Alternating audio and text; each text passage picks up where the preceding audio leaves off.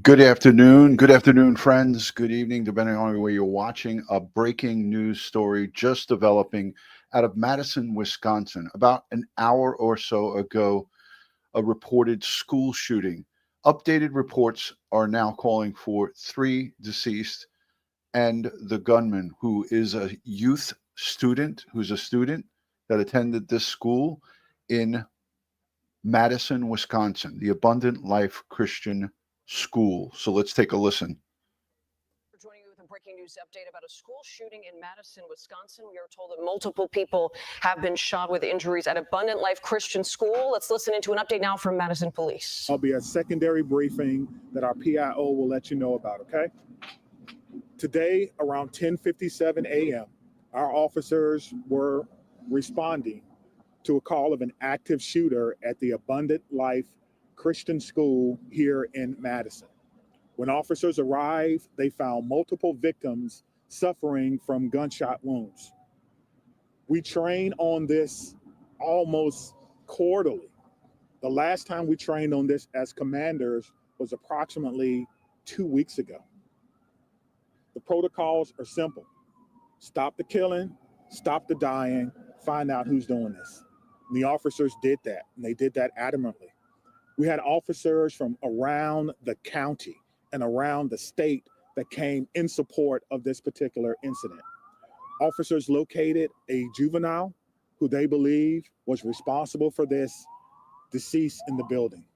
Additionally, the officers began administering life-saving efforts to anyone who was wounded and making sure that those persons were transported.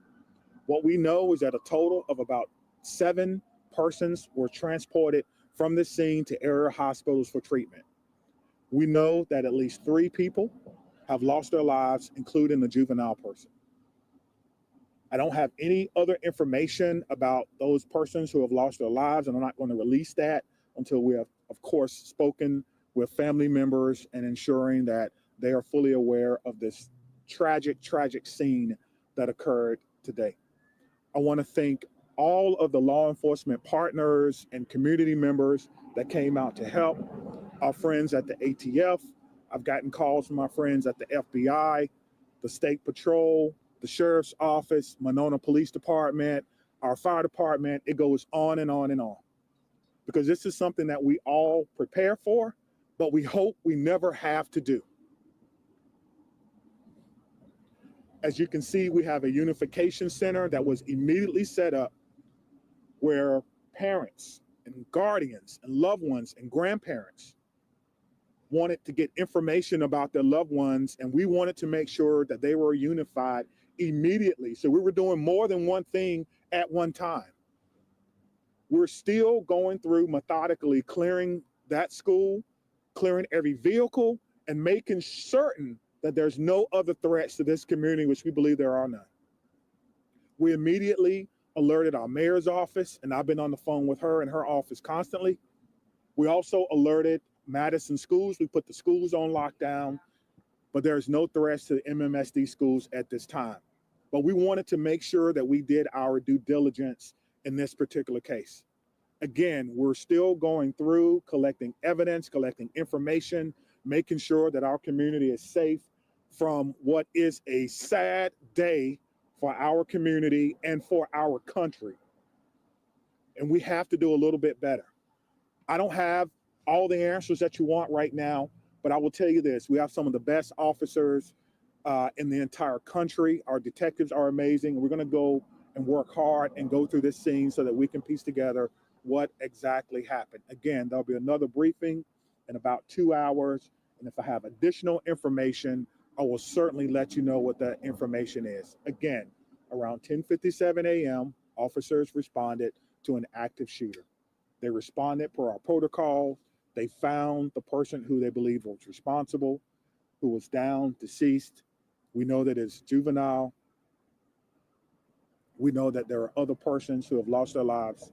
We know that we've transported about 7 people after giving them life-saving measures. It's important to notice, too, that about 3 miles from here is our training center.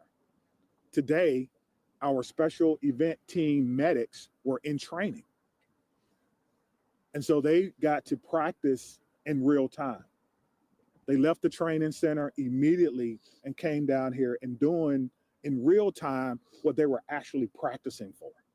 And that's why training is so important, and making sure that we can provide the best possible training and the best possible response for our community members. I'm asking everyone to send your heartfelt wishes and prayers and thoughts yet again to a community, but this time it's my community. Dylan? Yeah, can we start over here with questions? Chief, you mentioned you're a father, you're the police chief here in Madison. What emotions are you feeling right now after going through all that? To be honest with you, I'm feeling a little dismayed now. So close to Christmas. Every child, every person in that building is a victim and will be a victim forever.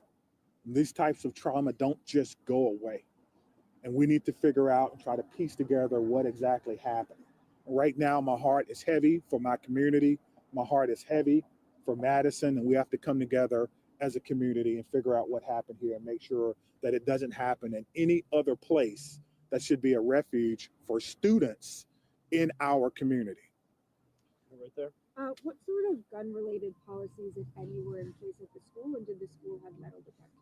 I'm not aware that the school had metal detectors, nor should schools have metal detectors. It's a school, it's a safe space.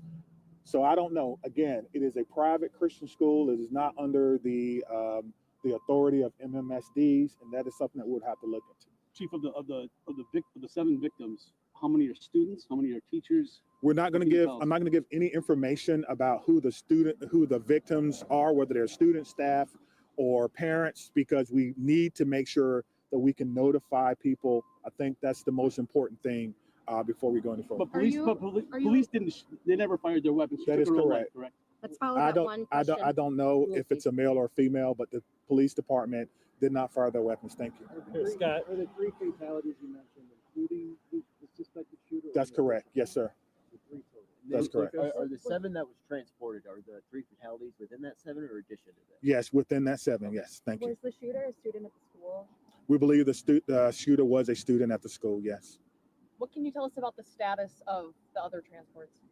We know that they range from minor injuries to life-threatening. I know that's a huge, spectrum, but that's what we know now. And so we need everyone, again, to send your thoughts and your prayers out to them. One thing I do know is that we have some of the best medical care in the country here in Madison. And so we hope that everyone will recover, but at this time, we don't know. So we did just get an update from our command post.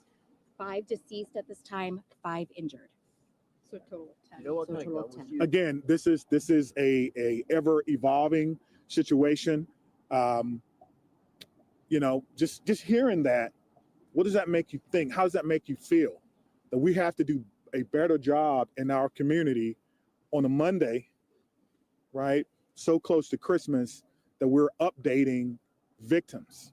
And so there's a lot of work that has to be done, and we're committed to doing that work. We just ask for your patience. I think the most important part is the reunification, again, that we spoke about, making sure that those persons who were in the schools, whether they're staff, students, or what have you, are reunified, and we have done that. Again, I want to say thank you to all our partners. Again, our friends are here from the ATF.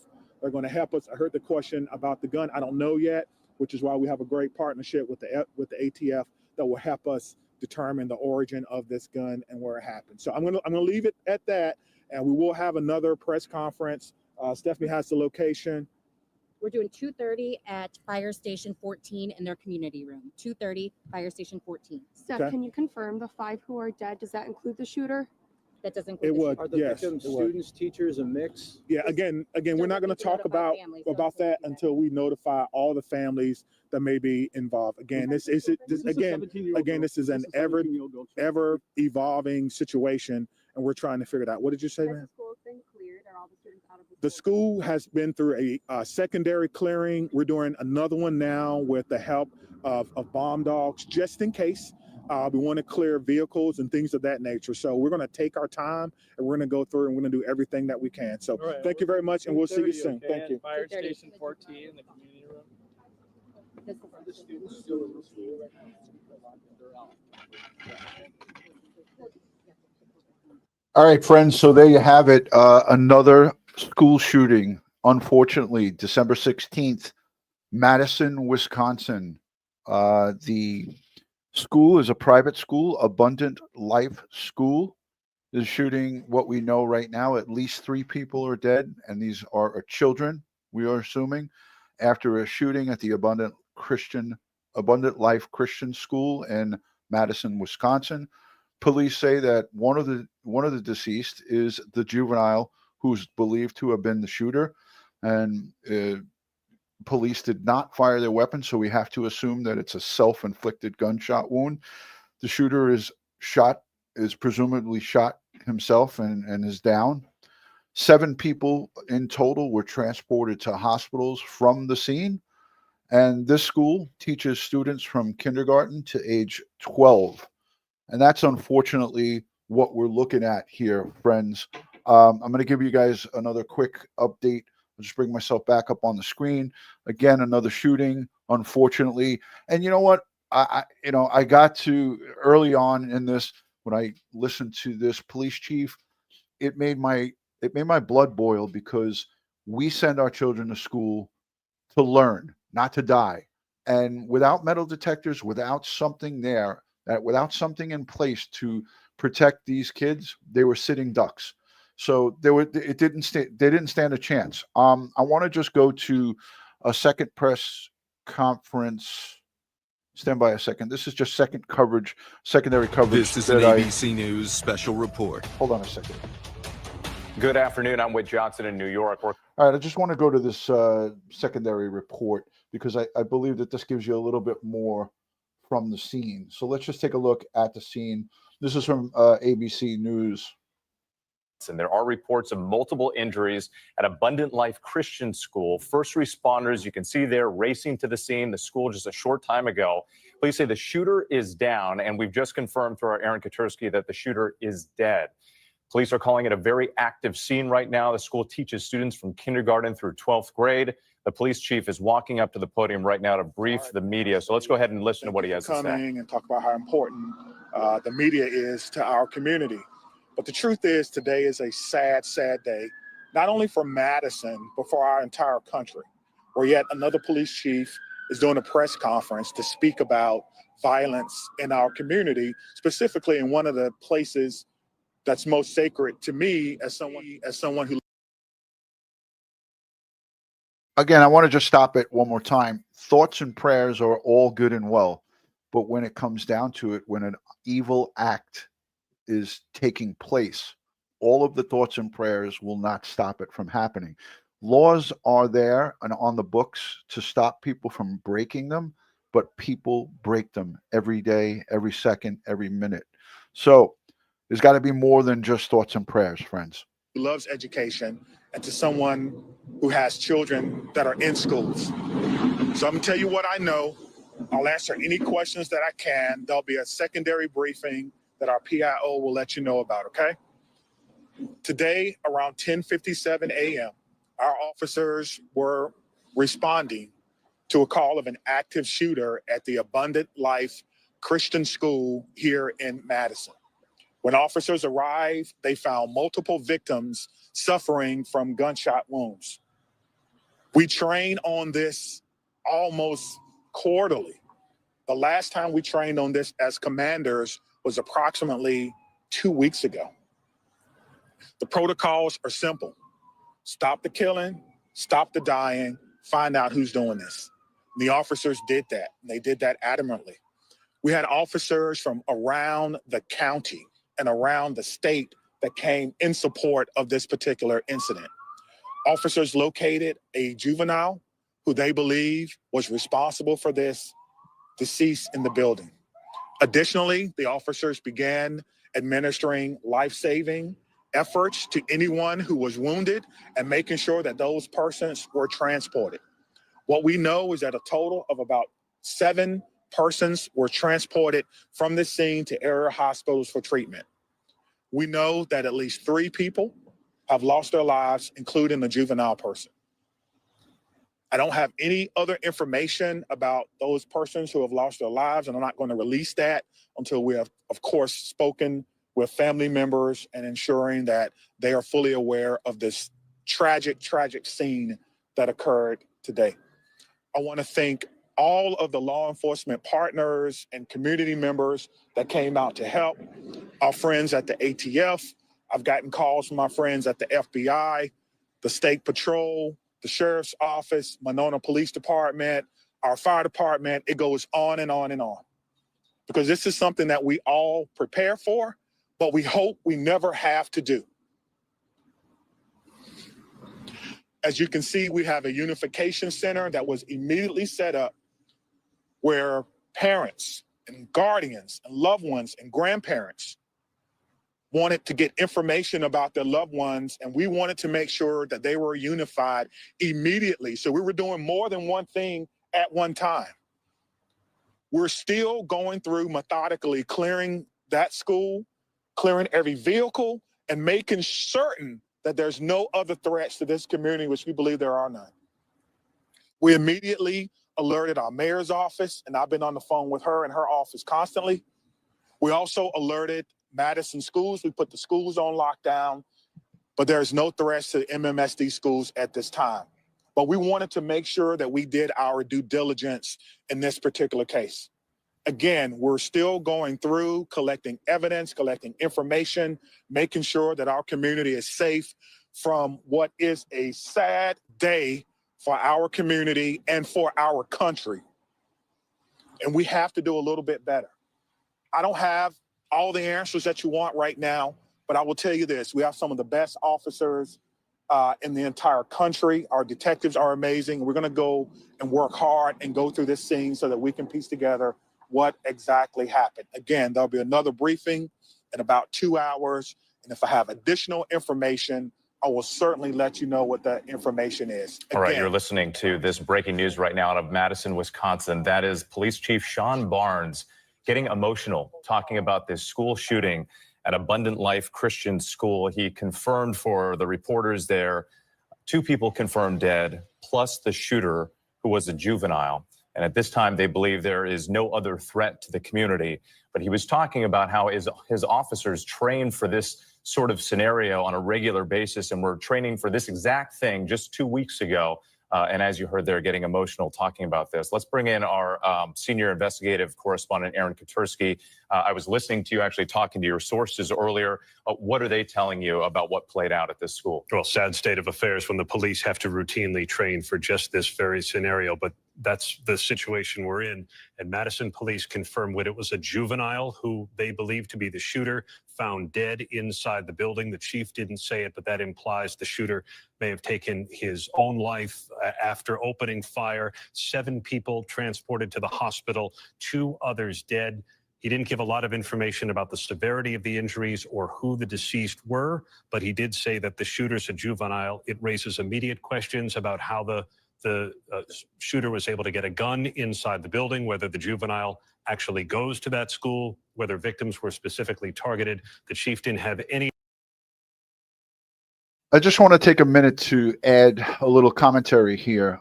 We have over 200,000 retired police personnel, military personnel across the United States. Out of those 200,000, there's probably about 150,000 that are ready, willing, and able to work as school resource safety officers.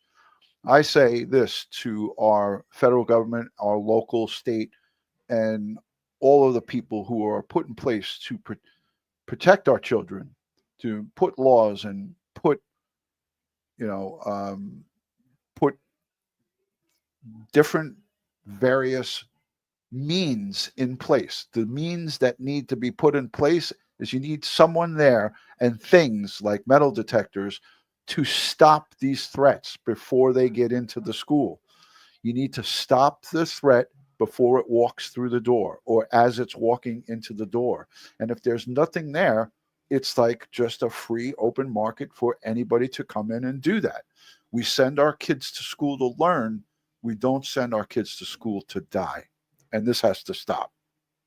And it won't stop by just thoughts and prayers. It won't stop just by talking about it. It will stop if you take action and you put measures in place to save our children. Any of those answers as of yet, but he said there is no additional threat. The police believe they have this contained. So the priority now, in addition to treating the injured at area hospitals, is to get kids from inside the building reunited with their parents. Aaron, thank you. And as we've seen from some of the images, the video coming in here, they set up this area around the school. They locked down. I got to say, I agree with you. Supermarkets and places of business have security guards to protect their assets. What about our most precious assets, our children? Our children are our future, and at higher education and in schools, they need to be protected, and something's got to be done. Some of the other schools in the area, and we've heard from local reporters on the ground that they've been trying to reunite parents with their children. Obviously, a very frightening time for everyone in that community. Let's bring in our Chief Justice correspondent, Pierre Thomas, who's been following developments. Pierre, we know that the ATF was on scene. We were also hearing that the FBI, other agencies were monitoring this. What more are you learning? Well, I was told exactly that. FBI, ATF, all these different agencies trying to get additional information. Obviously, this rose to the level of their concern because they did get the reports of multiple injuries. They were waiting on the specifics about the fatalities. And one source I spoke to spoke about the notion that there are just so many of these mass shootings all the time. Last year, there were 656 mass shootings. That's where 4 or more people are shot or killed or wounded. This year to date, 486. This is now a routine part of American life. And law enforcement officials, although they're seeing progress, remain worried that this is now routine, young people being put in these situations. Obviously, this rose to the level of their concern because they did get the reports of multiple injuries. They were waiting on the specifics about the fatalities. And one source I spoke to spoke about the notion that there are just so many of these mass shootings all the time. Last year, there were 656 mass shootings. That's where 4 or more people are shot or killed or wounded. This year to date, 486. This is now a routine part of American life. And law enforcement officials, although they're seeing progress, remain worried that this is now routine, young people being put in these situations. Sadly, Pierre, and as we heard the chief, they're talking about the training for this exact scenario just 2 weeks ago, and their goal. Okay, those were staggering numbers. A mass shooting is 4 or more people that are shot. In 2023, 656 people were killed in mass shootings in the United States. As of today, December 16th, in mass shootings, that's 4 or more people killed, 486. That is frightening, ladies and gentlemen. Goal being when they arrive, stop the killing, stop the dying, find out who did this. And he said in this case, officers did exactly that. Let's bring in our ABC News contributor and former FBI agent, Brad Garrett. Brad, we've obviously followed a lot of these cases. Where does the investigation go from here? It's both, there's some encouraging news that the shooter is down and the shooter is no longer alive. However, when it comes to the investigation, now the officers, the investigators have to put this all together on their own about how this happened. So the real key, Whit, is what did they know about this kid? Where we typically go quickly in these type of shootings. In other words, Aaron mentioned, where did the weapon come from? That's obviously key. Kids that are typically juveniles who aren't old enough to buy weapons, get them from home. If they don't get them from home, they can't have somebody else buy them. But the point being, you've got to figure out if you could have stopped this. So that's really a primary focus. And we've seen cases now with parents being charged with their children carrying out shootings.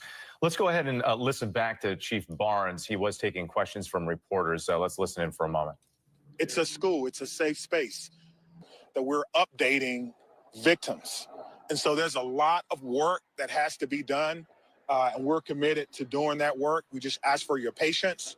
I think the most important part is the reunification, again, that we spoke about, making sure that those persons who are, whether they schools, whether they staff, whether they're staff, students, because we need to make sure that we can notify people. I think that's the most important thing before we go any further. But police didn't, they never fired their weapons. That is correct. Correct. Let's follow I that don't, one. I don't know if it's a male or female, but the police department did not fire their weapons. Thank you.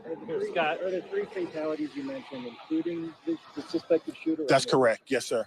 3 total. That's correct. Are the 7 that was transported, are the 3 fatalities within that 7 or addition to that? Yes, within that 7. Yes, thank you. Was the shooter a student at the school? We believe the shooter was a student at the school. Yes. What can you tell us about the status of the other transports? We know that they range from minor injuries to life-threatening. I know that's a huge, spectrum, but that's what we know now. And so we need everyone, again, to send your thoughts and your prayers out to them. One thing I do know is that we have some of the best medical care in the country here in Madison. And so we hope that everyone will recover, but at this time, we don't know. So we did just get an update from our command post. 5 deceased at this time, 5 injured. So total of 10. You know what So kind total of of gun 10. was Again, this is Okay, that's obviously that's earlier reporting. What I have here, and I did, I'm doing live updates on my phone. That was again bad information. It's a total of 3. So what you would have is 2 students, and then a self-inflicted by the shooter. The police did not fire, as per this police chief. So that was, again, earlier information. This is the most accurate. A total of 3, including the shooter, are down. This is a ever evolving situation. Just hearing that, what does that make you think? How does that make you feel? That we have to do a better job in our community on a Monday, right? So close to Christmas, that we're updating victims. And so there's a lot of work that has to be done, and we're committed to doing that work. We just ask for your patience. I think the most important part is the reunification, again, that we spoke about, making sure that those persons who were in the schools, whether they're staff, students, or what have you, are reunified, and we have done that. Again, I want to say thank you to all our partners. Again, our friends are here from the ATF. They're going to help us. I heard the question about the gun. I don't know yet, which is why we have a great partnership with the ATF that will help us determine the origin of this gun and where it happened. So I'm gonna leave it at that, and we will have another press conference. Stephanie has the location. We're doing 2:30 at Fire Station 14 in their community room. 2:30, Fire Station 14. Steph, Okay. can you confirm the 5 who are dead? Does that include the shooter? That doesn't include It the would, Are the yes, victims it would. students, teachers, a mix? The police officers who responded to the scene did not fire a shot. So that leads us to believe the shooter took his or her own life. And the chief would not confirm whether it was a male or female juvenile, but that juvenile was able to get a gun inside the building, open fire. It appears that there are 5 people that suffered gunshot wounds that have been transported to area hospitals. And you heard the chief say they are now going on a tertiary screening for the 3rd time, going through the school and vehicles on the parking lot with bomb dogs, just to make sure there's no additional threat. But they seem to know right away that they had this contained as soon as the officers encountered the dead juvenile on the ground inside the building. They felt comfortable then bringing EMTs with responding officers inside to give people medical attention right away if they needed it. And at this point, again, they felt confident to be able to tell people in the community there does not appear to be any other threat in the area. There doesn't appear so. They did put Madison public schools on lockdown out of an abundance of caution. The chief says there does not appear to be any additional threat, so those lockdowns will undoubtedly be lifted. Priority now is to get kids reunited with parents who... All right, they're working hard there, no question. Thank you, Aaron. I want to go back to Bob Boyce now on this, the way that this ended. It ended without the intervention of police in terms of firing. Obviously, they were there on the scene right away, and we don't know exactly what happened, except that they found a juvenile down who they believe to be the shooter, and that person is dead. This is one of those in which this person seems to have taken his or her own life at the end of taking others. Sure, Terry, we'll never know probably exactly what's in that young man's mind or young woman's mind, whatever the case may be. But you can see when the police are coming, this thing is ending quickly.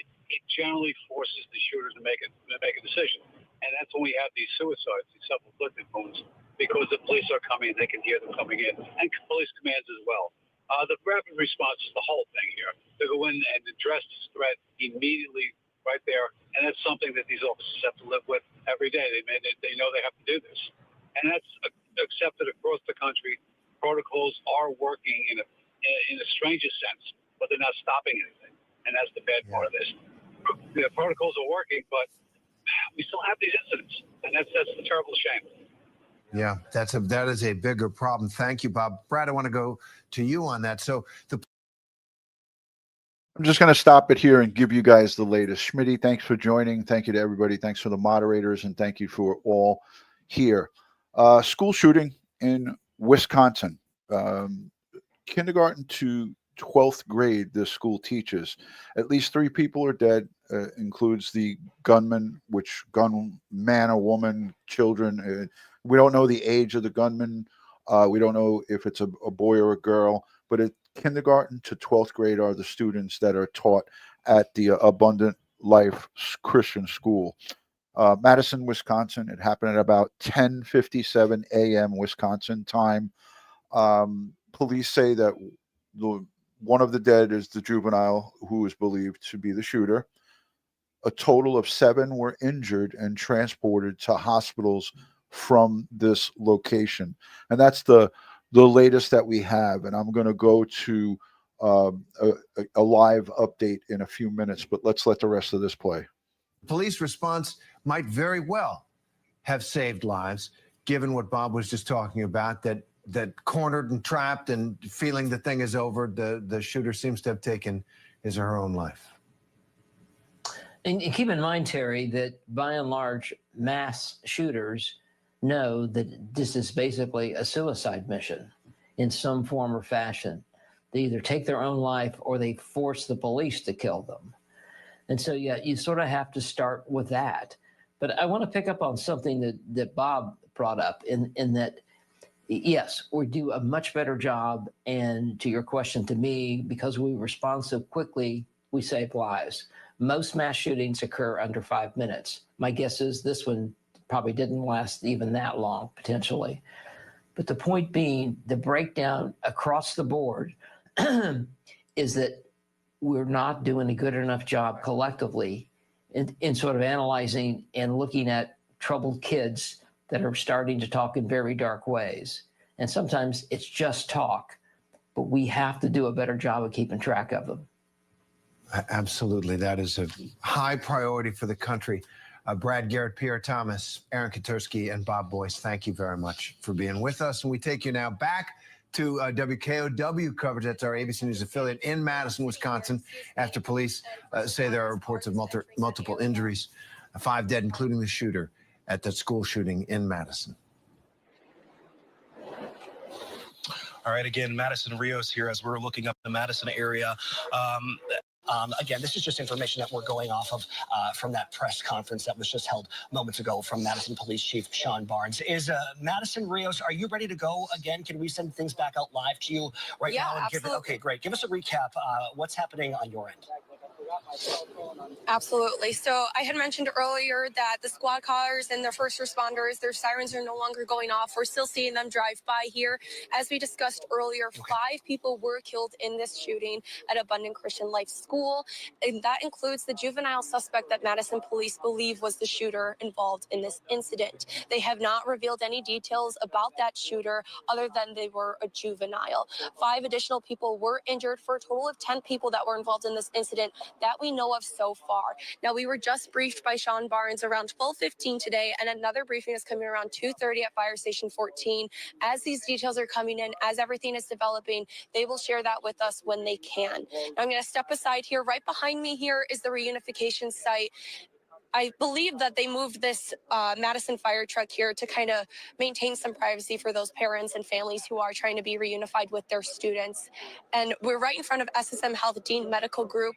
As you can see, police officers are trying to communicate things with people who are trying to reach their loved ones. First responders are there as well. We could see a fire truck is pulling through here, right off of Stoughton Road. Now, Buckeye Road doesn't appear to be close off from the one end, but if you're coming from Stoughton Road area, down our psychiatric wards and facilities like the creep. Lastly, we have. And when you hear things of the main interchange from I-94 and Interstate 90 there in Madison.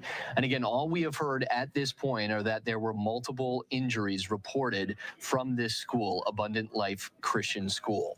As we are learning more, another just kind of sign of the times as we are so close to the holiday season here, just 9 days before the Christmas holiday, this Christian school held their Christmas concert just last Thursday. So you go from traditions and holidays and the joy of the season to what the parents and students and staff are experiencing now this morning into afternoon in Madison.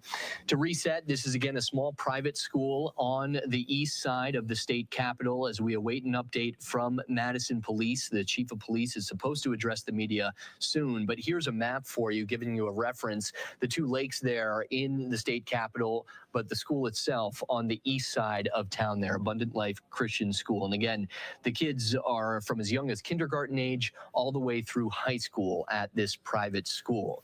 You can see plenty of cars pulling up. You can imagine parents trying to get to that school, figure out where their children are, what exactly is happening here as we try to fill out more details for you on this school shooting here in Wisconsin. There's a long line of cars as we're seeing in this, again, in Madison. Police are supposed to give us an update any moment now. That's why we're staying here on the air with you.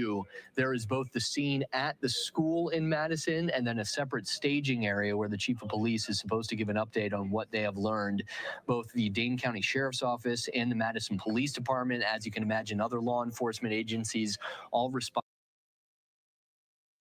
I just want to make a comment on this super chat. Thank you, that Mickey, for the super chat.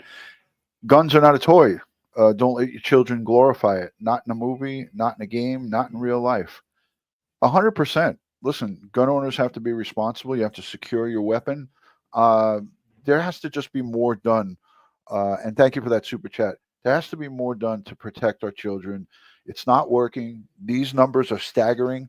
A total of 486 were shot in mass shootings this year. It's not just counting schools. It's counting all the incidents where there is a shooting, whether it's a supermarket, in a public place, at a school. It's just unacceptable.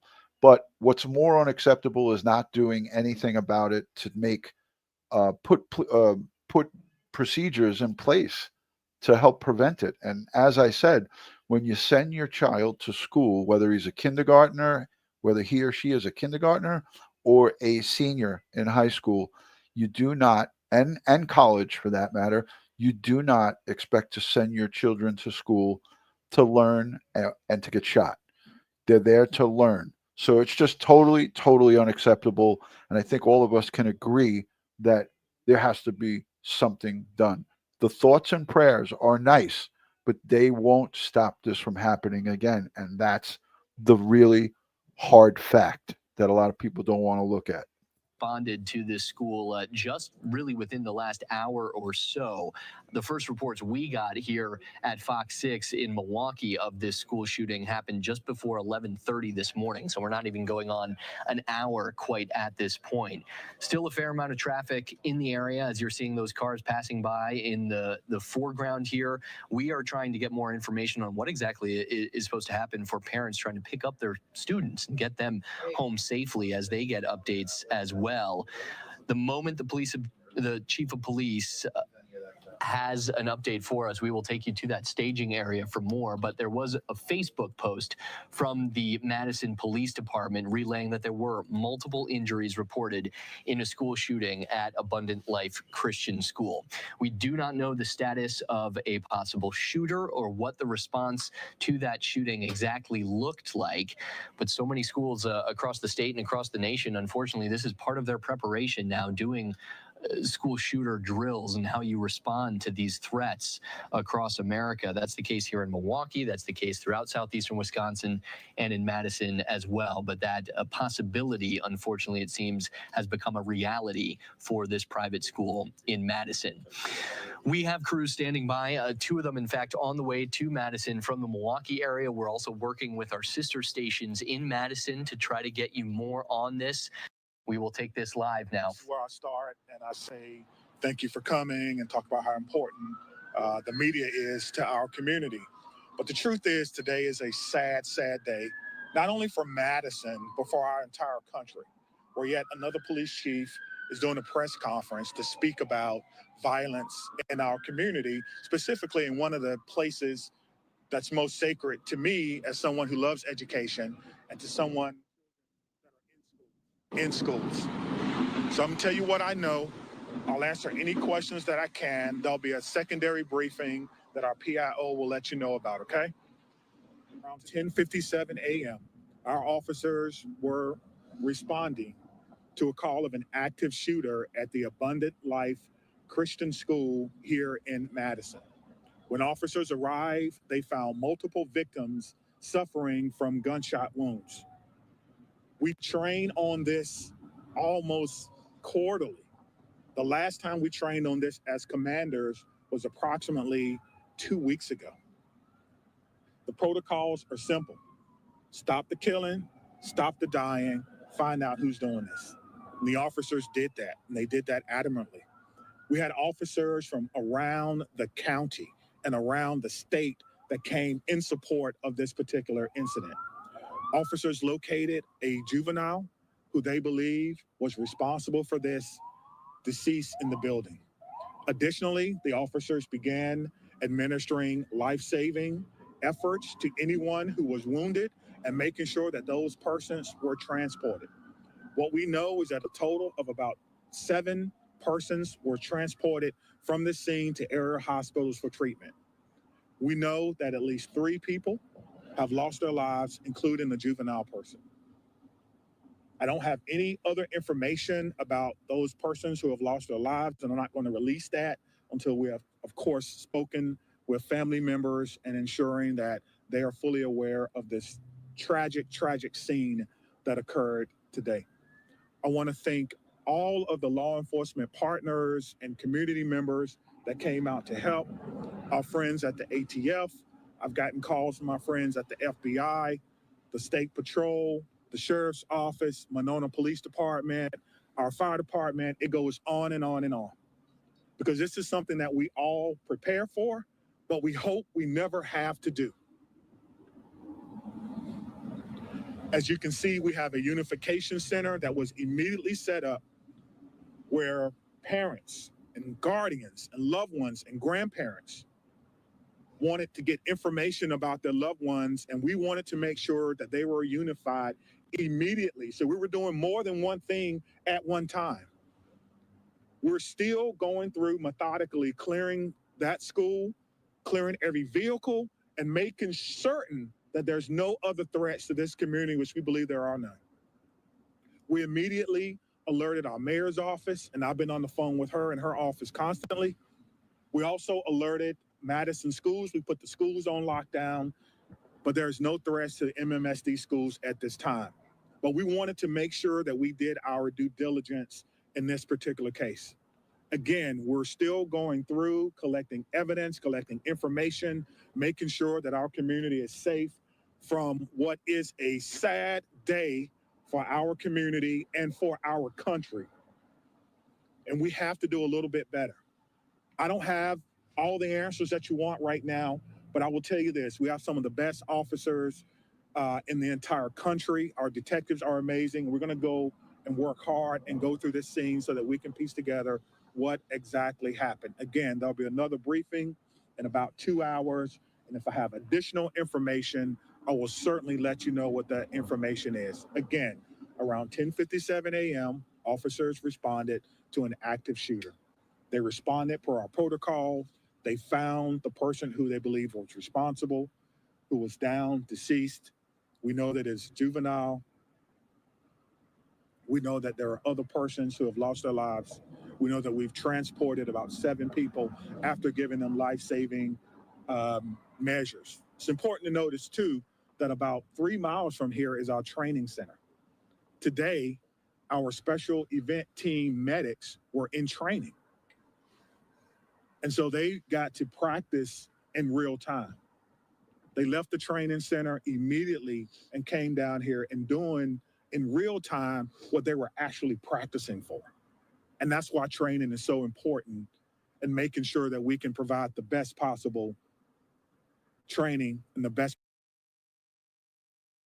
And again, friends, we keep saying as this happens again and again and again, the thoughts and prayers are good, but taking action to shore up our schools and taking action to make sure our children who go to school to learn are not going to school to die. And without further ado, I've got my partner in crime, retired NYPD detective Ed Wallace, who has written stories and articles about this. Ed, we're at it again. Another shooting. Yep, man. It's deja vu all over again. As Yogi Berra says, this again is totally, in this day and age, this should not be happening. Okay. I'm just lost by why politicians can't get their acts together to fund what needs to be funded to protect the schools first, and also to deal with the root causes of these issues. Are a lot of it is, in fact, mental illnesses. Okay, these kids, we have a generation. A study has just come out that says that we have a whole generation of kids because of COVID and the shutdown of the schools and so forth that are dealing with mental issues like never before. Okay. Right. And they're losing touch with reality by playing these video games online and so forth, and not having real life interactions because of the COVID lockdown and having to go to school via tablet. But this is a child who we don't know the age, but here's what we know so far. Right now, we know, Ed, that at least 3 people are dead, including the shooter, by self-inflicted gunshot wound, because we heard that the police chief said that no shots were fired, no action was taken by law enforcement. We know that 7 people were transported to hospitals from the scene, and also this school teaches students from kindergarten to age 12, a Christian school. And now I've got a news feed coming in from Wisconsin. I'm just going to keep it up here. This is going to be the 2:00 presser for them. Ed, I know you have a lot to say. Yeah, the kid brought a 9mm handgun into school. All right, so right away now how was this child able to get that gun past the front doors? How did they get this gun in there? Okay, so where did they get the gun from? Is it the parents' gun? And if it's the parents' gun, they're going to be held liable for that kid getting their hands on that gun. Right. All right. So because all the law throughout the nation, children under the age of even adults under the age of 21, you can't possess a handgun. Right. Okay? But in the school, Ed, the police chief, I don't know if you heard the press conference, but he stated, we don't need metal detectors in school. There's no metal detectors in this school. And when I heard that, and that's the reason I played that press conference with the police chief several times in this broadcast, I was enraged when I heard him say, we don't need metal detectors in schools. No, we need more metal detectors, and we need federal funding to provide that if the schools can't afford it. Until you can deal with the underlying issues of this violence, okay, and what causes these kids to commit this violence, okay, you're going to have to. Why should the schools not have the same protections as a courthouse or as the halls of Congress or the White House? Okay, are our kids no less important? Okay, so stop with the nonsense. You have to harden the schools until you deal with the cause issue, okay, with these children and this violence. And okay, you're never going to stop this. So if you're never going to stop this, then you have to secure the schools. You have to harden the schools. Okay, this is ridiculous.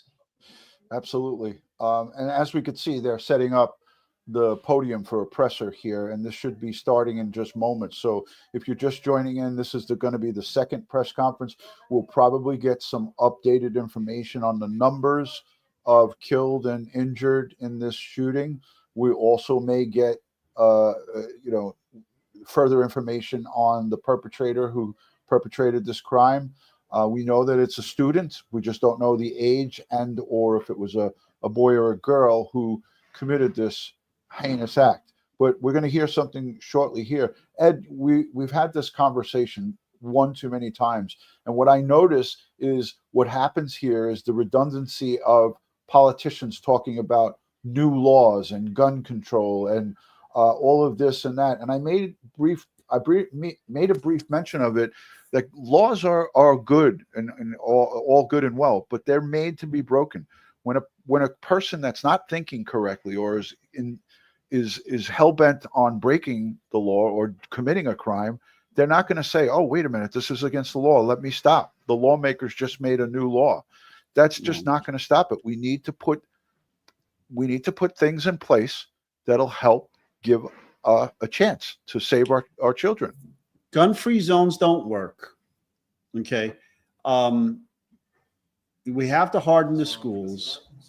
There's no excuse for not having security at the. Can we get a tiny bit for our city channel here? Manage checkpoints. You know, you have to have a way of controlling where people enter and exit the schools. That area has to be controlled, and they have to have searches done. All right. I'm sorry, that's today's society. Now you're saying, I hear people say all the time, oh, this doesn't happen anyplace else. It's a gun issue. It's not a gun issue. Okay. It's a mental health issue. It's a societal issue. Okay. It's a bad parenting issue. If you take away the guns and you can look at all the attacks in China, where schools were attacked in China by assailants carrying sharp-edged instruments, knives, and things of that nature. Okay. And they have mass fatalities in these attacks. So you take away the gun, they'll just move to a different instrument. Okay. Whether it's a knife or whether it's building a bomb. Okay. Just like in the case in Oklahoma, at the University of Oklahoma, where, you know, a kid that was kicked out of the National Honor Society built a homemade backpack bomb and was trying to go into the stadium pre-game to attack a award ceremony of the National Honor Society. Okay. We have to deal with the root causes. We're not dealing with it. We're like, everybody's ignoring it. Okay. Nobody wants to touch that. Okay. And then they don't want to put the money into defending the schools. Yeah, it's frustrating to say the least. That it's really frustrating. This is a live look into the firehouse. They talked about this in the first live press conference, that they were going to have a secondary press conference here at the firehouse. I'm certainly hoping that someone removes that vacuum cleaner from the far left of the screen, but maybe they'll tilt the cameras a little bit to the right. But this is going to be our updated podium. I'm going to try to stay live as long as I can to cover this, because I don't believe it's going to be a long press conference, but it's slated to go off. It's already, I believe this is slated to go off right now. So they're running a little bit behind, but it looks like the camera folks are setting up and they're trying to get the shot right. Ed, again, this is a topic that really pulls people apart, because many people disagree with, school resource officers in schools.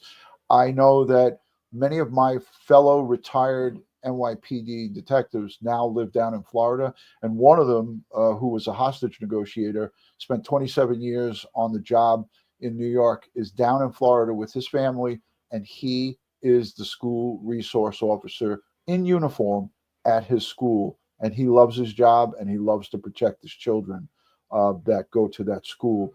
I talk to him on a regular basis. I think that these types of measures that are being put in place in certain parts of our country are helpful, and they will save lives. Your thoughts, Ed? Absolutely. Absolutely. We need more school resource officers. I mean, I wrote a whole article on this, and it was published, and about, architecturally and engineering wise, what can be done in the schools to harden the schools, and how, to secure entry points, where you can have various corridors locked down and we can trap an individual that got into a school with a firearm in a staircase or in a vestibule, and there's just no excuse for this now. It just keeps happening. It keeps happening. We get a lot of lip service and a lot of press and, a lot of emotions. But when push comes to shove, the elected officials do not allocate the monies needed to protect it. The school systems that are by and large don't do it either. Okay. In fact, they push away in many cases. It was under the Defund the Police Act. They were pushing away cops from schools. Okay. And, when are they going to get it through their heads that our most valuable resource in this nation are our children? Okay. And they deserve the same protection that Congress gets, the White House gets, and SCOTUS gets. No less. Yeah. You got to get our mental health system back on track too. All right. They, during the 70s and so forth, they closed down all the state mental institution and hospitals and so forth after scandals and so forth. But it's time to refund these areas and get the help that these kids need. I agree, Ed, 100%. Here's a super chat from one of our good friends at Mickey. There are tons of unemployed veterans who have experienced and could be great at looking after kids. It's not just one issue. It's a complex issue, in my opinion. That Mickey, well, I agree wholeheartedly with you there. It is a complex issue. There's many components to it. And it doesn't make a difference if this is a private school, by the way, right? This is a private Christian life school. This is a Christian school. So it doesn't matter if it's public school or Christian school. It doesn't matter. It should be the same security footing at all these schools. If you have our precious children in your school, you're responsible for their safety. Okay. Right. And parents too. You're not off the hook either. You should be knowing everything your child is doing, who they're speaking to, where they're going on the internet, what they're doing, who they're hanging out with. Okay. This is ridiculous. Okay. I mean, the Colorado school shooting, the one that started it all for changing the way policing is done, not waiting for SWAT and going in. The parents had no clue that their kids were acquiring all these weapons and building explosive devices in their own home. Yeah. They wanted to give them privacy. They wanted Columbine. That's correct. They wanted to give them privacy. They didn't want to invade their space. Hey, you're not their friend. You're their parent. Okay. And you need to be on top of what they're doing. Yeah. And if you have weapons in your house and you're not securing them to the point that somebody like this kid can go and grab a weapon, we don't know this yet. It has to be investigated. But there's been many cases like this where the parents left their weapons unprotected. Okay. Absolutely. And access. And I'm not saying in the case, because there have been cases where the parent was murdered by the kid, and then they got the weapons from the parents. And then there has been others that the parents actually bought the teenager a weapon that they shouldn't have. Yeah. And those parents that you're speaking of are behind bars as we speak. And it sets a precedence going forward. Weather on the Go sends $10 and says, I was a junior in Dixon, Illinois in May of 2018 when a gunman opened fire inside our very own school. The school resource officer completely stopped the shooting and apprehended the subject head on. I mean, this super chat, if you guys are watching this super chat alone here is from a student who was inside a school that had a shooter that was confronted and stopped by a school resource officer.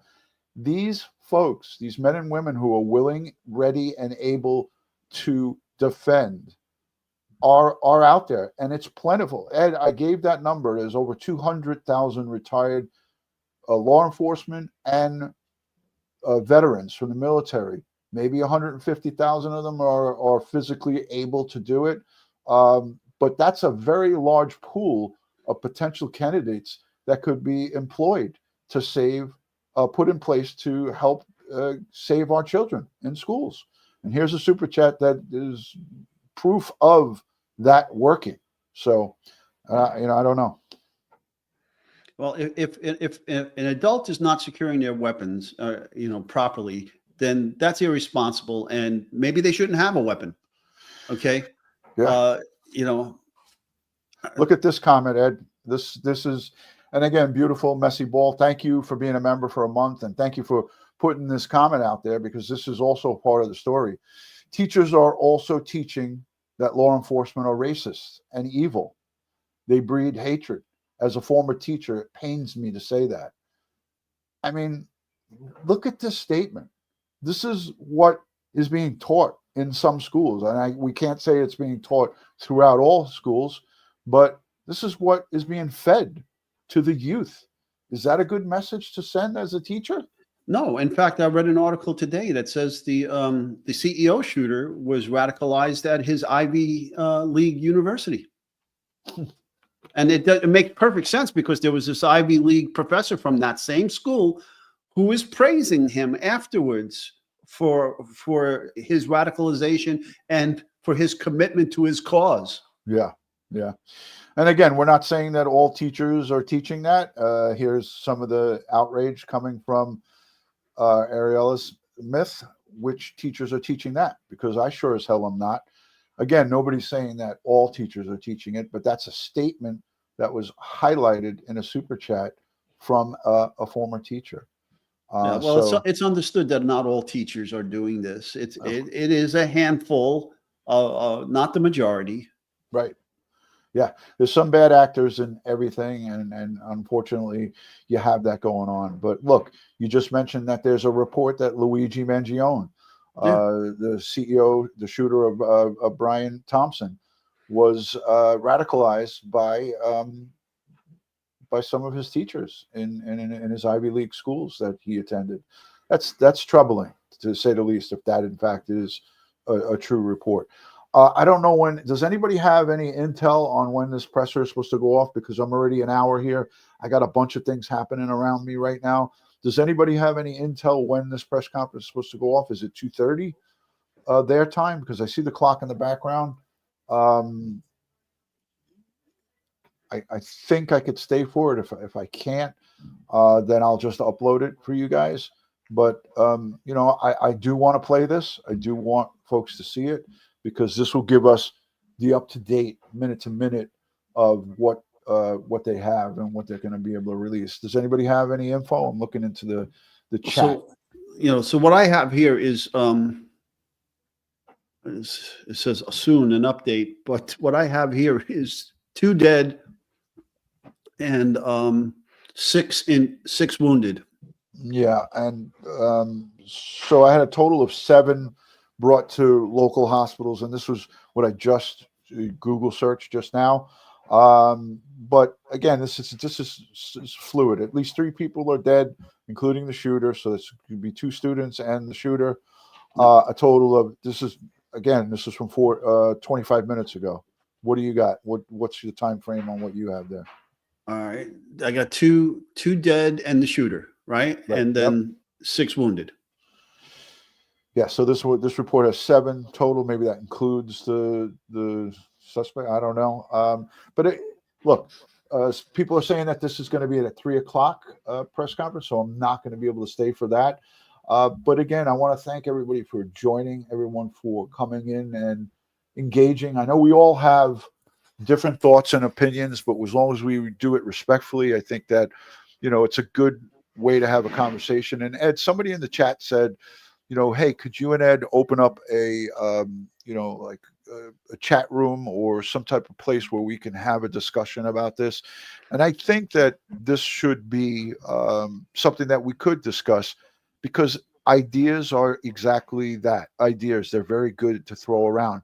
But the problem is that the people who are in charge to enact these types of measures, those are the ones that need to hear us. Like, we could sit and talk on these live streams all day and night, but unless the legislators and the people who are in charge to make these changes. Instead of coming on and saying, oh, we're praying for these victims and their families. No, you need to take action. And the action isn't just legislation. The action is putting things in place that'll help prevent these actions from happening. And if you don't have something in place, the kids are sitting ducks, because all of these drills and get into classrooms and go underneath desks and, all of the drills are not going to help you if there's not somebody there to help stop the threat. The police can't be everywhere. Somebody said 2:30. So if it in fact is 2:30, it's about 8 minutes from now. So, or less. Yeah. What do you think? Yeah. There's. Oops, sorry, Ed. What did that comment say? Was this the one that you were trying to put up right there?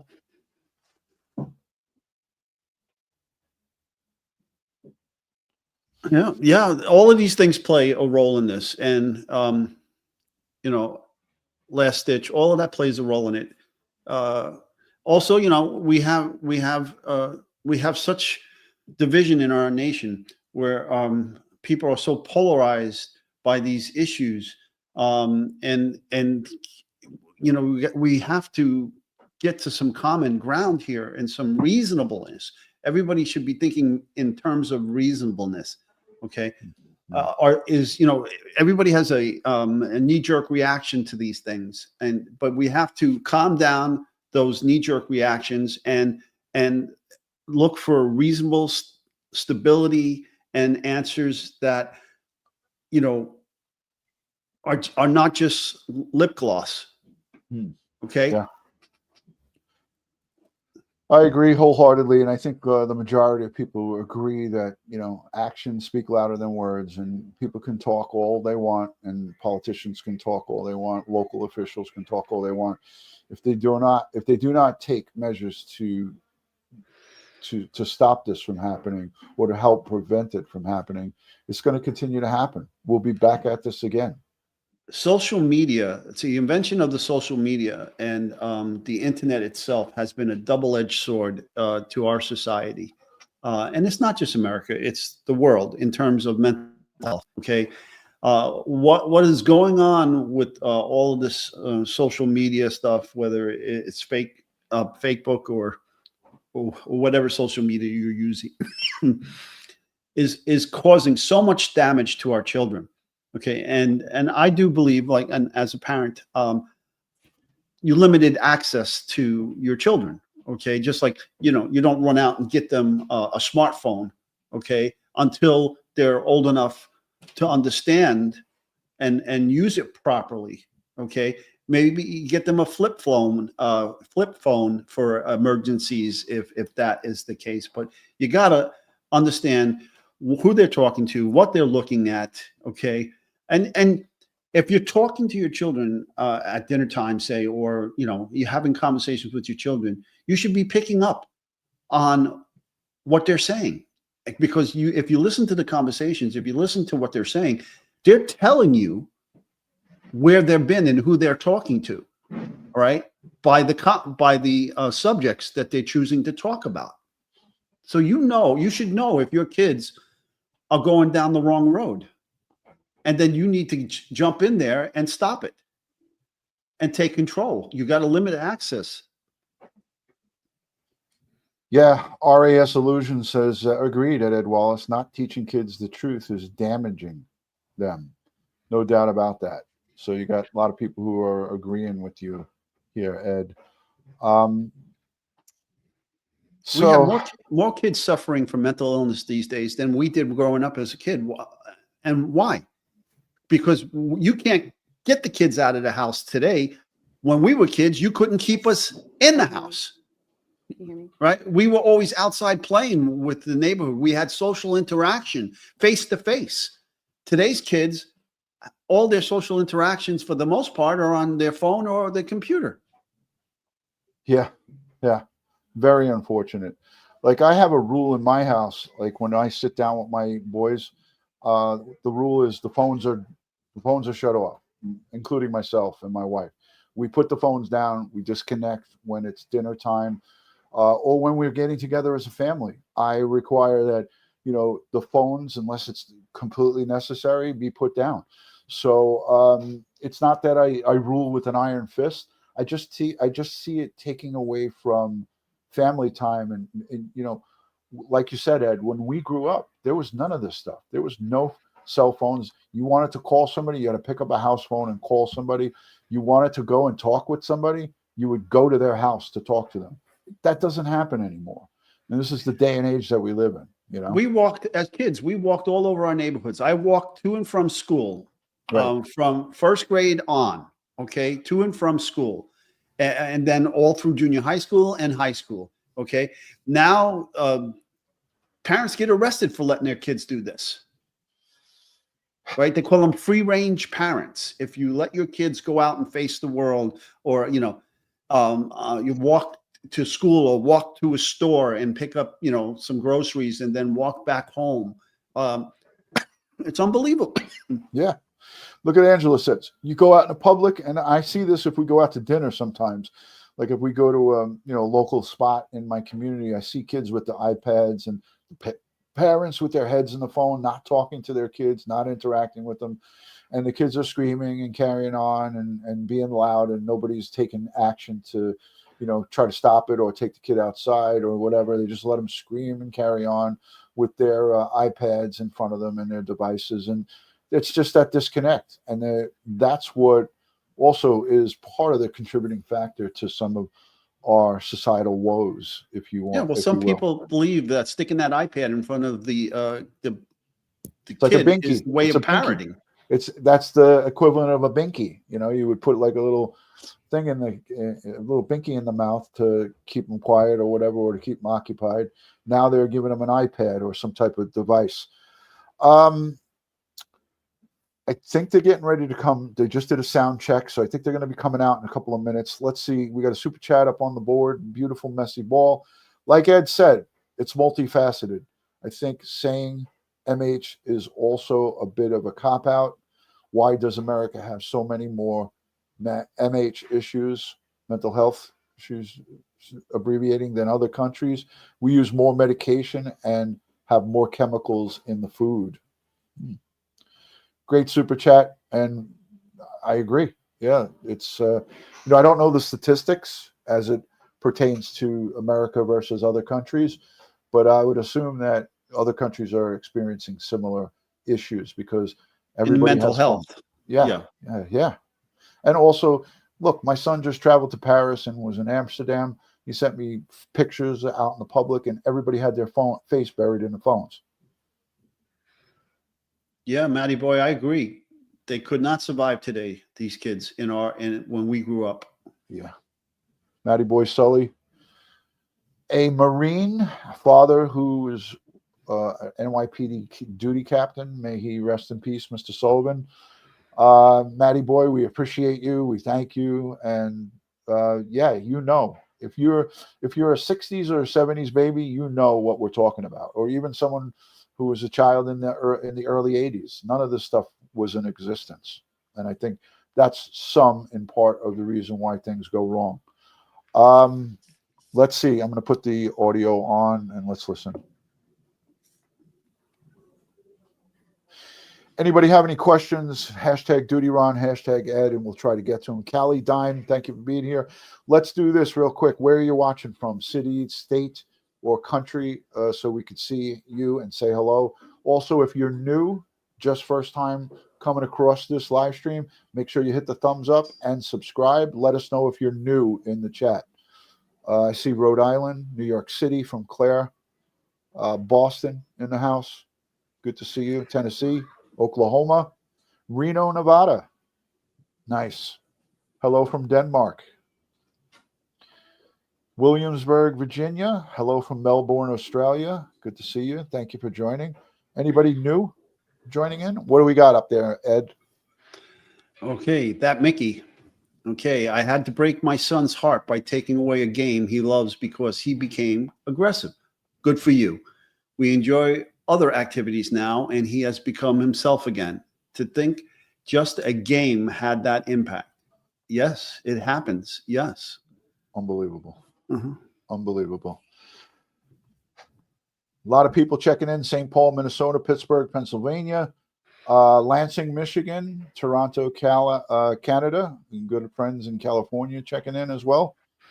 Thank you. Hello from Sullivan, Indiana, Northern Michigan. New. Hello, Betsy. Thank you for being here. New from Ireland. Hello, Berlin. All right, here we go. What we are going to do when it comes time for questions is we're going to have each outlet ask one. Dylan here will essentially point from left to right our way, and then each reporter again will be granted one question, and we'll have them answer that one. So just raise your hands. We're going to answer questions. So, yes. Any questions right now? We're just waiting for. How far is the chief?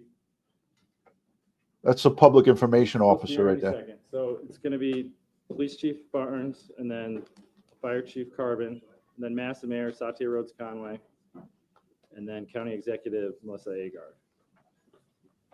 And then we'll take questions after that. All right, so for those of you joining, this is the second press conference as it pertains to the Abundant Life Christian School shooting that took place at 10:57 a.m. Wisconsin time. What we had as of now is 3 dead, including the shooter, and up to 7 removed to area hospitals. The shooter is alleged to have taken his own life with a self-inflicted gunshot wound. We will hear more about that at this press conference coming up right now. So this is going to be the latest from officials in Milwaukee, Wisconsin. The shooting took place just outside the Capitol at a Christian school, Abundant Life Christian School. And we're going to try to bring you guys a little bit more information as they release it here at this press conference.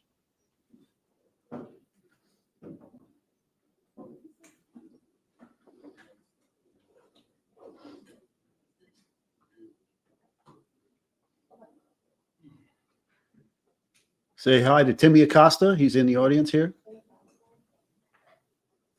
Timmy, my brother, good to see you.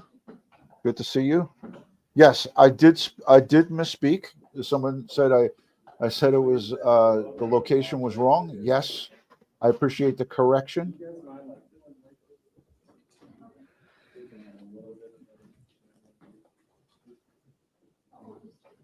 Madison, Wisconsin, not Milwaukee. Thank you, Jill. I appreciate that. This is a live broadcast, nothing scripted. So yeah, occasionally we'll misspeak on locations. I appreciate that, Jill. Thank you.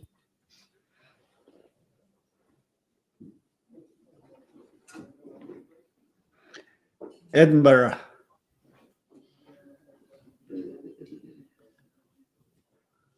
Yeah, I'm feeling pretty good today. I got my moments on and off. Cancer treatment's going well. Thank you, Be Real. I appreciate that. Yes, Madison is the state capital.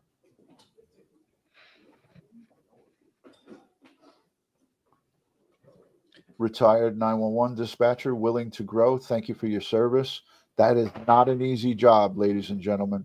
And people hear that and say, "Oh, that's a cake job." It is not. It's a difficult job, and we thank you for your service.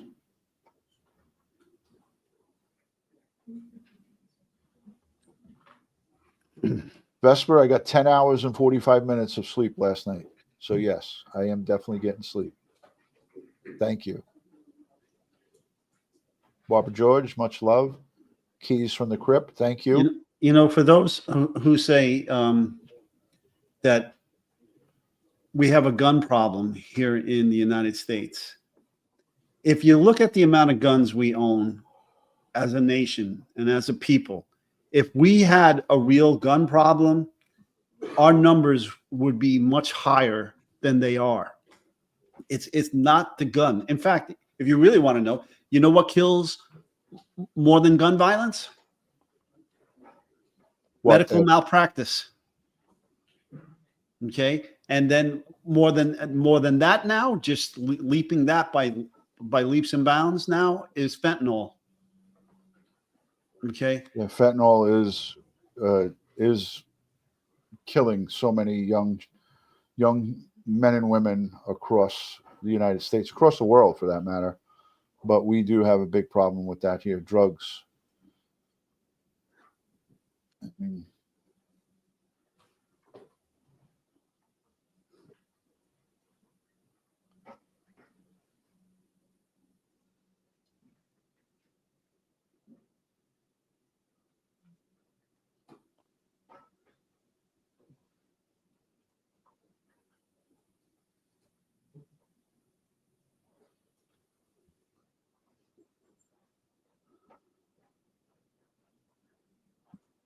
that Mickey coming in.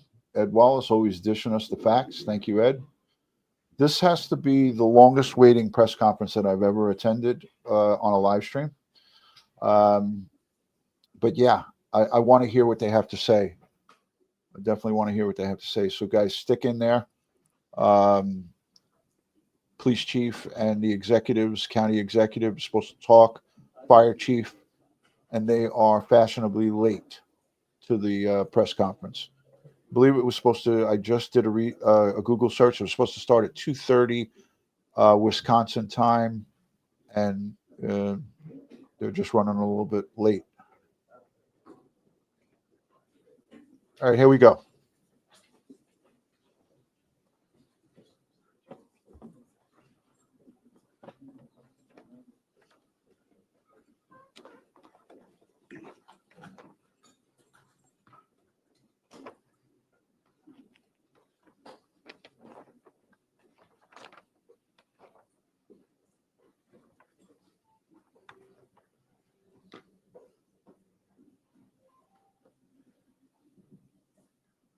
This is the part where, again, I would normally start by saying good afternoon and thanking you for being here. But under these circumstances, I'll just give you a minute to start your live streams or do whatever you need to do.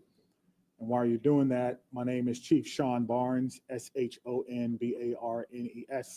I'm currently the Chief of Police for the Madison Police Department. I'll be providing a brief update of the school shooting that we had today in Madison. There is some information that we're not going to release because it's still an ever-evolving situation. You'll hear from some of our representatives from our city and from our county. And behind me are a lot of people who came together today to make sure that the day ended well and that everyone else was safe. So with that being said, I'll go ahead and start my remarks. Today truly is a sad day for Madison and for our country. It is a day that I believe will live in our collective minds for a very, very long time. Here are the details. Today at 10:57 a.m., our team was called to the Abundant Life Christian School in reference to an active shooter. We know that 3 people are dead, including the suspect shooter. We know that the suspect shooter was a teenage student who attended the school. At this time, we're not releasing the age or gender of the student or any other identifying remarks about the student. 2 other people have died. That died were a teacher and a teenage student. 6 other people were injured. 2 students are now in critical condition in the hospital, and these injuries are considered life-threatening injuries.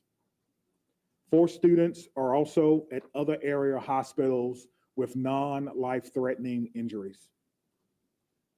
But these are just the physical injuries that we know about. We know that this was the middle of the day of a school day, and so there will be other injuries that we'll have to face for a very, very long time. And we're going to do everything we can as a community to heal those injuries as well. Many of you have asked me about the why of this. Why did this happen? What do we know? What was the motivation? I do not know. But I will tell you this, our detectives are working hard in the investigative process to find out as many answers as we can so that we can further prevent these things from happening, not only in this community, but in other communities around our country. I think we can all agree that enough is enough. And we have to come together to do everything we can to support our students, to prevent press conferences like these from happening again and again and again. The school building itself is clear. We have cleared the school. There's no other threats or danger to the community. We're in the process now of what we call reunification. And what that simply means is making sure that every student that was in the school is present and accounted for and returned to their loved ones. This usually takes a while, but we have practiced, unfortunately, and practice, and that's why we're able to reunify students with their parents within hours of a school shooting. The reunification is taking place at the Dean Clinic on Stoughton Road, and I certainly thank them for their help. Again, we need our public to find an alternate route. If that is your normal way home as we get closer to the end of the day, please be patient or find another route home. We're currently processing the scene. We're interviewing those who may have been witnesses, and we're obtaining search warrants to get additional information. And lastly, I want to just say thank you to everyone who's standing behind me, the organizations and agencies that they represent, the men and women of the Madison Police Department and Dane County Sheriff's Office who selflessly ran into a building not knowing what they were going to encounter. Many of you know this about me, but I started my professional career, if you will, as a public school teacher back in 1997. And I taught public school for 4 years. It was one of the greatest joys of my life before becoming a police officer. And I can tell you what a special place our schools are. With that being said, we owe it to our community to do everything possible to ensure that it's not only a special place, but a safe place as well. And we're going to continue to do that. So we ask for your patience as information is coming in. We will do the best that we can to bring you accurate and timely information, but we want to make sure that our public knows that we're working extremely hard on this particular incident. There are a lot of people involved, and certainly we're going to come together as a community. I'd like to bring up at this time Police Fire Chief Chris Carbon. Thank you, Chief Barnes. Before I start, the only thing I can say is this is not a place that any fire chief or any one of us would ever want to be. And I can't believe I'm standing here today talking about this incident. The fire department is a part of this community, much like all of the folks standing up here with me today. Our hearts are with and our arms are around everybody impacted today and everybody within our community. With that, I won't repeat the details shared by Chief Barnes, but I will share with you the fire department activity for today. Much like Chief Barnes mentioned, at 10:57, we were also dispatched with Engine 5 and Medic 5 to the same location. Throughout the course of the incident, we responded with 5 engine companies, 4 ladder companies, 15 ambulances. I would like to take a moment and share our gratitude for our county partners throughout a multitude of EMS and fire agencies that joined us in the response today. We also had 11 off-duty chief officers that came in on this response. So it was a tremendous response from the fire department. We transported 4 patients to St. Mary's. We transported 3 patients to the University of Wisconsin hospitals. On the arrival of our crews, I can say my gratitude to our membership for what they did and their selfless actions today. It's hard for me to place into words what they ran into as well. They did that immediately. They did that selflessly. And within a course of 15 minutes from the first transport to the last transport, all the patients were on their way to the hospital. So to our membership within the Madison Fire Department and within all the emergency services, my gratitude, my recognition of the work that goes into this, the training that went into this, that again, we had hoped we would never have to put into practice. One more time on behalf of the Madison Fire Department, our hearts are with you, our arms are around you, and we will be with you throughout the duration of this. So at this point, I'll step aside, turn it over to the mayor. Thank you, Chiefs, both of you. This is an incredibly sad day for our community. As you've heard, there is no danger to the community at this time, but our entire community has been impacted by this tragic incident. On behalf of the Common Council and the City of Madison staff, I want to offer our heartfelt condolences to the victims and families and to the whole Abundant Life community. Our focus now is on supporting them and supporting the victims and their families. And we will continue to do that through the coming days and weeks. I also want to thank our first responders, the police, fire, the medical staff, for their quick action and their life-saving efforts. As you've heard already, this is a whole of government response. It is not just police and fire. It is not just City of Madison. We have folks from all around the county. We have folks from multiple agencies engaged in both the initial immediate response and the ongoing support, and will be engaged for days and weeks to come. I also want to thank the White House and the governor and others in the federal government and state government for reaching out to offer their support and help. And we will be drawing on resources as needed going forward.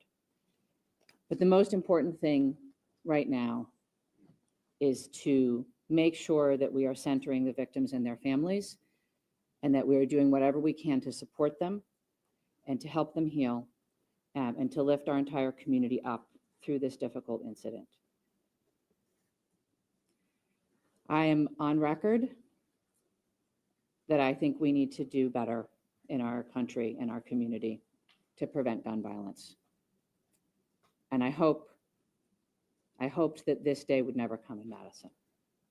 It is not something that any mayor, any fire chief, any police chief, any person in public office ever wants to have to deal with. And so I will ask our entire community and our entire country to do whatever we can to make sure that no public official ever has to stand in this position again. And now I'll invite the county executive to the podium.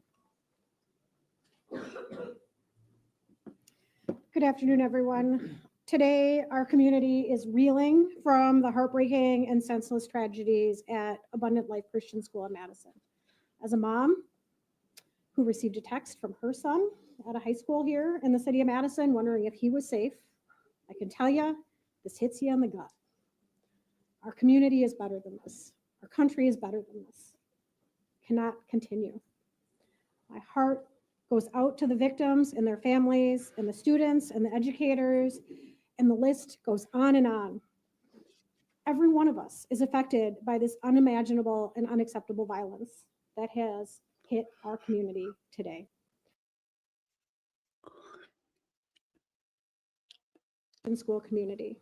The Sheriff's Department, the Department of Emergency Management, Department of Human Services have all been on the front lines. My phone has been ringing from people across our state and our nation asking what it is that they can do to help our community. And right now, it is our time to be committed to supporting this school, these students, and these families, and our first responders who went into that building during this devastating time. We must work closely with our law enforcement officers and first responders, mental health professionals, community leaders, and policymakers to ensure that we are taking care of one another. No community should ever have to endure such a tragedy. And my administration is going to do everything that it can to provide assistance to those who have experienced this devastating loss, and also do everything that we can to prevent such tragedy from occurring. To all of those who are grieving in our community, please know that you're not alone. Dane County stands with you. We're here to support you in any way possible. Please reach out and ask for help.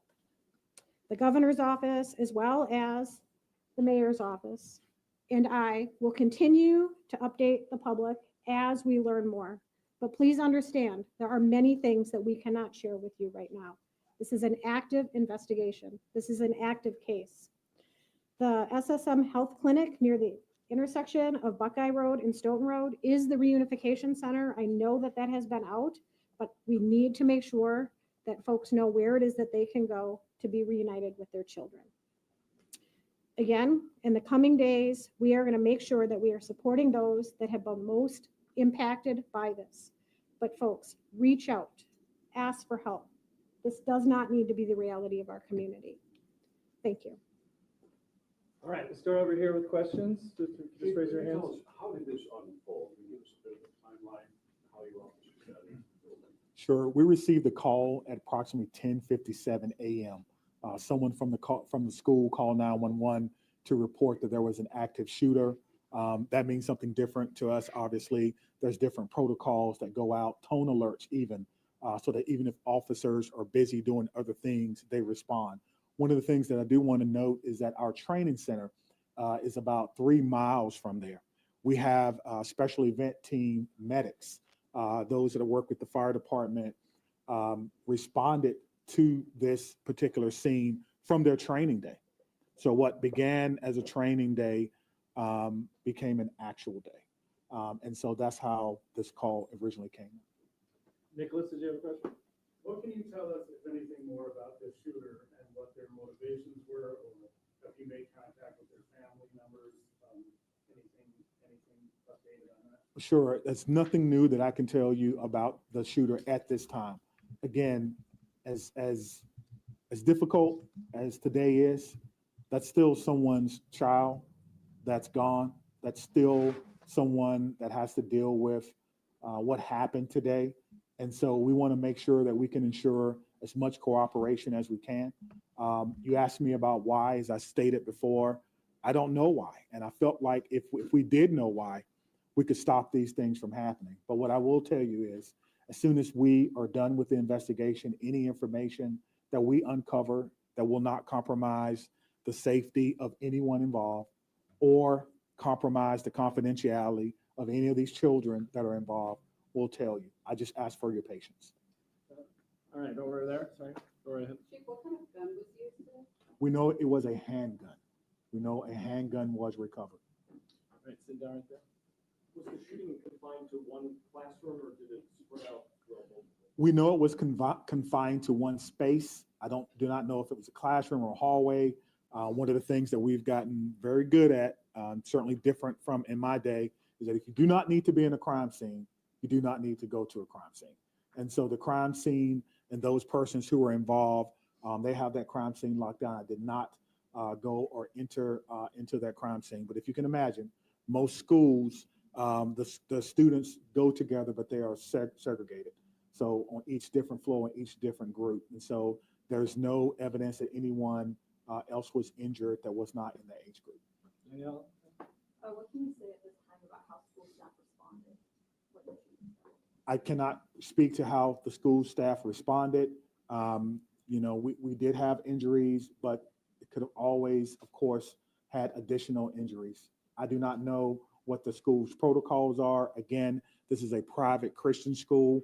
I know that we have a very good rapport with MMSD, Madison Metropolitan Schools, public schools. So we have done trainings for them before, but I would assume that most of the teachers have the same or some similar type of training as a part of their certification. There's conflicting reports online about how many students are enrolled at the school. Can you confirm approximately how many students attend the school? I do not know how many students attend the school, but their website says that they serve about 200 families. Right in the back, white. What kind of support systems are going to be made available to people who are affected by the That's a good question. As you heard from our mayor and our county exec, we have services within our government that will be made available to them. I have a lot of confidence that they're going to follow through on that, and we'll make sure that that persons who need to. You guys want to speak to that? So, Dane County Human Services, as well as the Red Cross and other consolidated agencies, are already on scene. And we will continue to be on scene, and those resources will be bolstered. Again, please reach out. You are not alone. We are going to navigate this together. And there are people who are affected by this trauma who are not in the reunification center or at the school. We need folks to be reaching out because we do have resources available. Can Did you know if Abundant Christian Life School, did they have a school resource officer employed? It's not my knowledge that they had a school resource officer, that if they did, it would be a police officer, and I know where they all are, and they're not in the schools right now. 15 in the back there. So in terms of witnesses that you mentioned about investigation, what does that look like? How many Sure. witnesses are you guys speaking of? Sure. So the detectives will talk to anyone who may have seen this particular event unfold, anyone that may have been unfortunate to hear something. They will be talking to them. It's my understanding that that's in process now, and everyone is cooperating fully.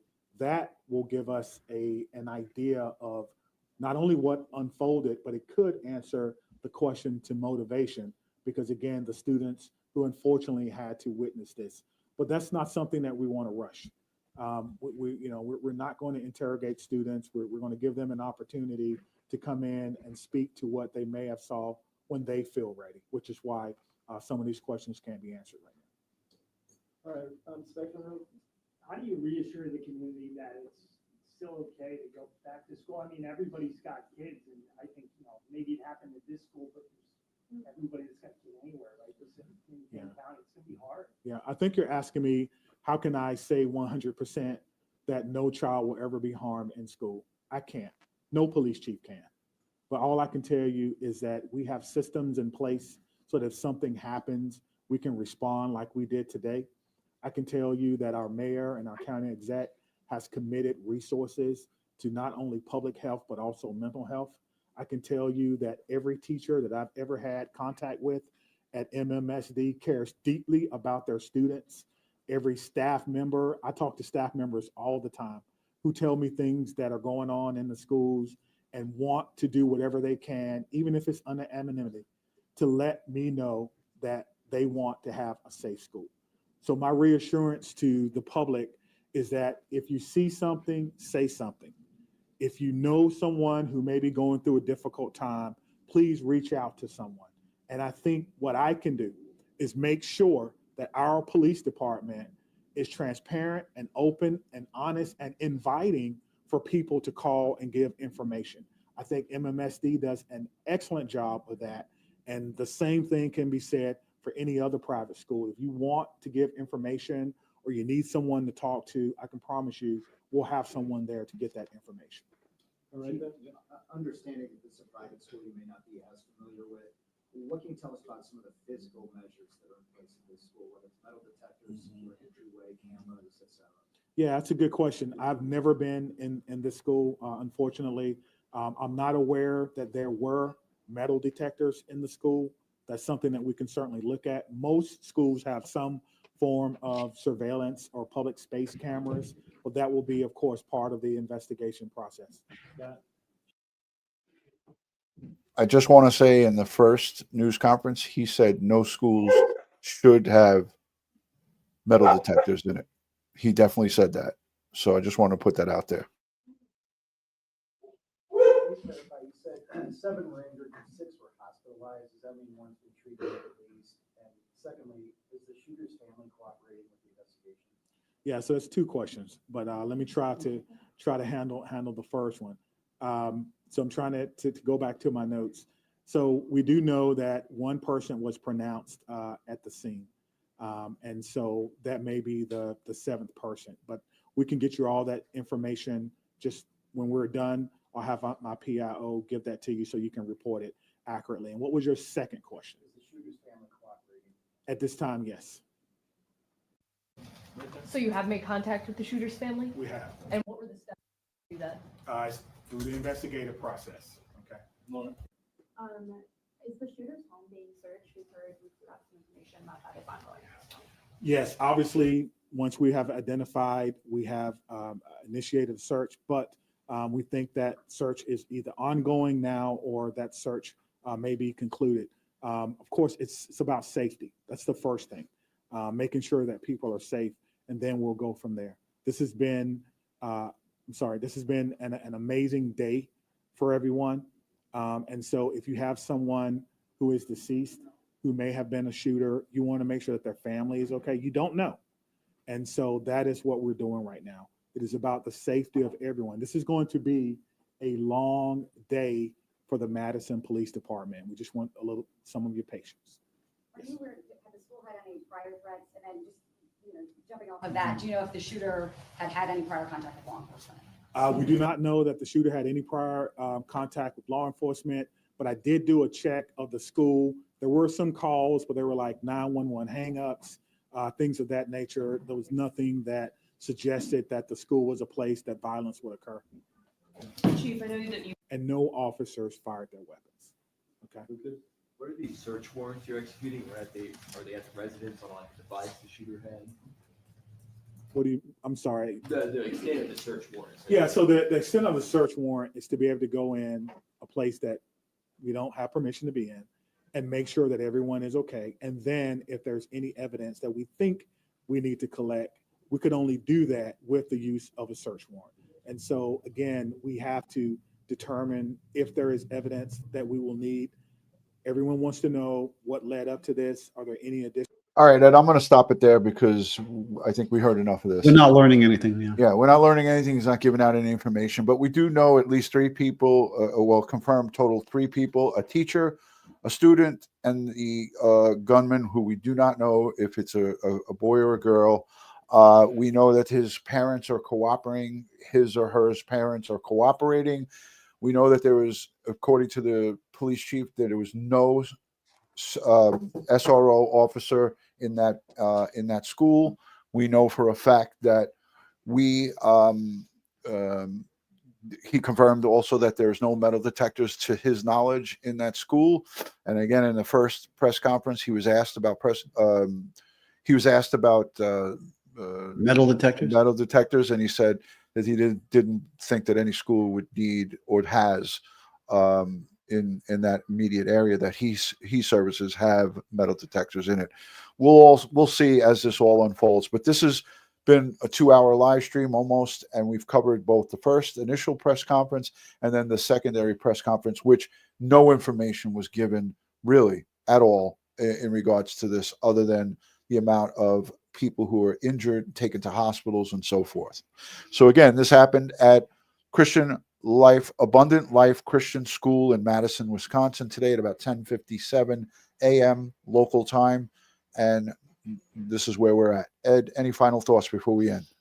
Well, one of the things I heard that kind of stuck out to me was he wasn't familiar with this school. He's never been in it, he said. Yeah, never been in it. Well, as the police chief of this jurisdiction, you would think that you would have had some contacts with all the schools that you're responsible for in your jurisdiction, for policing or for responding to incidents, and therefore you're able to make plans and prepare for an event and a response, make suggestions to the school system on how to better protect the school, because apparently this jurisdiction doesn't have RSOs, or SROs, or depending on where you are, it's said differently. School resource officers is what we're talking about, and metal detectors and so forth. You need to be proactive with this planning, and it's not, and instead of reactive, you need to do threat assessments of these schools and in order to generate a report on how to better protect the school. Yeah, 100%. That stood out. I have it written down on the pad here. But listen, on behalf of Crime Time with DutyRon and Ed Wallace, we want to again thank you all for being civil in the chat. I know that some of the conversations in the chat got a little heated, but we're all angry as parents, and even if you're not a parent, you have to be angry about this, and something has to be done. So as we said before, there needs to be actions, and actions speak louder than words. Words will not get this fixed. And I don't know if there is any straight out way to fix it, but I definitely know that there is a way to prevent it or help to prevent the numbers of shootings in our schools and in all places of higher education. So on behalf of Crime Time with DutyRon and Ed Wallace, we want to send you guys all our best. We will bring you updates as they come live. But to the victims and their families. We send strength, prayers, and positive vibes. Ed, I know you always have something to say at the end of these things. Yes, folks, thanks for sharing your time here with us. I know you can get your YouTube True Crime Fix anywhere you like on YouTube. It is a sad day. Let's keep these families in mind with our hearts and prayers and during this holiday season. And, always stay safe, stay prepared, and always watch your six. Amen to that, brother. Thank you so much for joining, and we'll see you guys on the next one.